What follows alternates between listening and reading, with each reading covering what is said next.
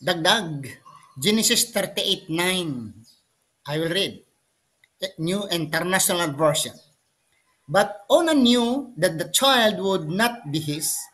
So whenever he slept with his brother's wife, he spilled his semen on the ground to keep from providing offspring from his brother.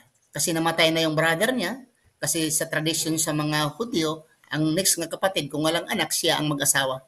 So iniisip niya ngayon na kung yung yugid niya ay credited sa kanyang brother, wala siyang credit, so he let his semen, ano bang semen?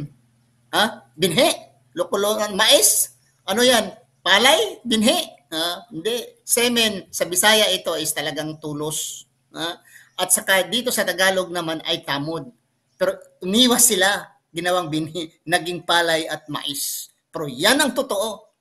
Yan talagang totoo. Tamod sa Tagalog, tulos sa Bisaya. Bastos na. Hindi, oy, salita ng Diyos yan. Salita ng Diyos yan. Ganun po. Lagi. Kayo nang bahala dyan. Mga kapatid. Word of God. Holy. Perfect Word of God. Ano ba? Wala na bang ganun? Grabe naman.